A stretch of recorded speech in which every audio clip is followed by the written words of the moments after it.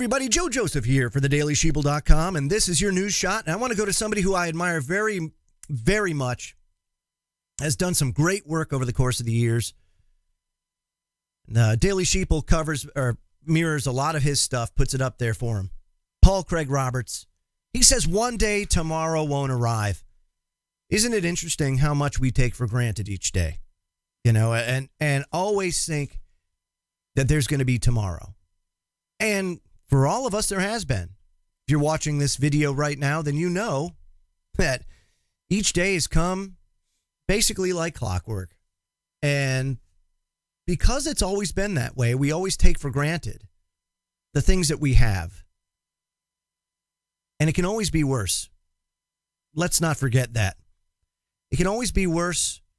And there is that possibility that tomorrow won't arrive.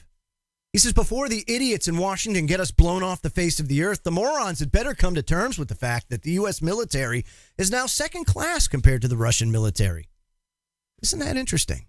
$600+ billion a year we spend just in what we budget. I'm not talking about interest on past military ventures, of debt incurred due to past military ventures. Because when you factor interest on the debt for military purposes, plus the budget, and then all the stuff that's not factored in, it almost costs about $1.6 trillion a year just to fund the massive military complex that once saw a 600-ship fleet. Now we have less than 300. And granted, with technology and everything else, it's made it kind of impractical to have a 600-ship fleet, but then we're in 170-plus countries. I think 172 out of 193 UN countries we're in. I mean, that's empire. How the hell do you manage to keep up with everything else when you're paying real estate for real estate in all that territory, when you're putting boots on the ground in most of that territory? How do you do that? It becomes unsustainable. While Russia spends about $80 billion a year on their military, and they do it in a very wise fashion, and they don't go empire building. They've been very wise as far as what they do and what they spend. You know, for all the faults that you hear in the mainstream media of President Putin, I'll tell you, Germany is in much better, Russia's in much better shape than it ever has been. I mean, even during the Cold War. So, Paul Craig Roberts hits the nail on the head. Says, for example, the U.S. military has been made obsolete by Russia's hypersonic maneuvering Zircon missile. He said, for example, the speed and trajectory changes of the Russian Sarmat ICBM has nullified Washington's anti-ballistic missile system. One Sarmat is significant and sufficient enough to take out Great Britain or France or Germany or Texas. And it only takes about a dozen of them to wipe out the entire United States. Why don't you know this?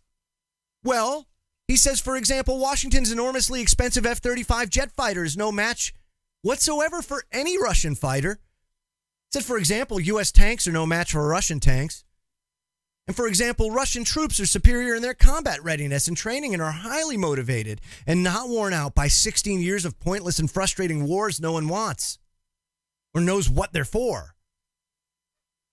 If the U.S. ends up in a catastrophic war with a military or a militarily superior power, it will be the fault of Hillary Clinton, he says, the DNC, former CIA Director John Brennan and the military security complex, the prostitute media, and the American liberal progressive left, which was made completely stupid by identity politics, that have allied with neoconservative warmongers and have really thwarted any possibility of there being a detente with Russia. Because President Trump obviously wanted that, and they frickin' totally derailed it. So without normal relations with Russia, he says nuclear Armageddon hangs over the U.S. like the sword of Damocles. And again, I have to agree with him, although I would say that it's not a left-right thing. I think left-right, they're buying into it. If it truly was, Republicans that were just outraged at this whole Russia narrative, then why aren't they saying something? Why aren't they using their majority to snuff this out? Or at least attempt to. So I don't buy that for a second.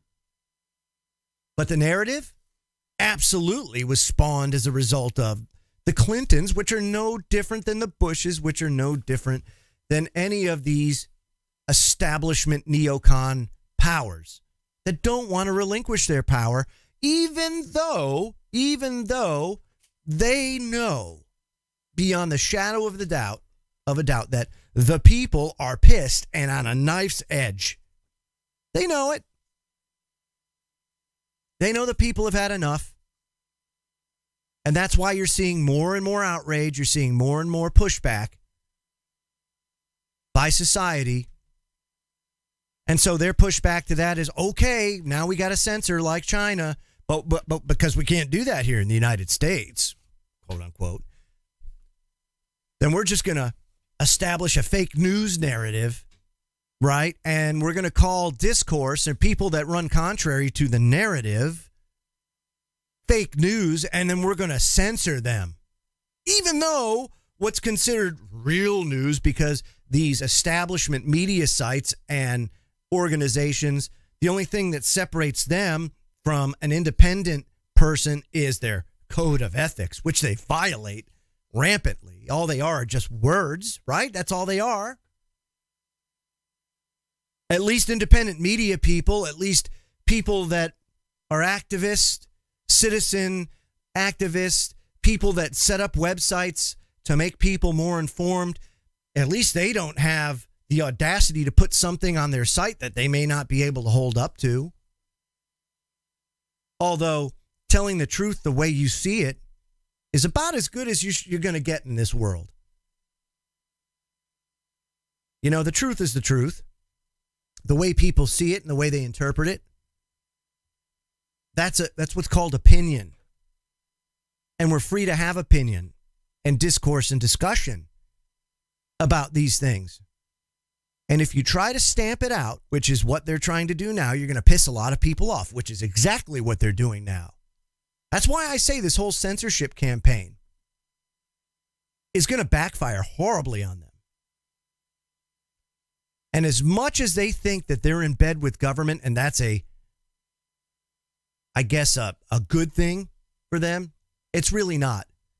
And in the grand scheme of things and in time, they will be exposed for what it is they're doing and why it is they're doing it. And we're doing that right now.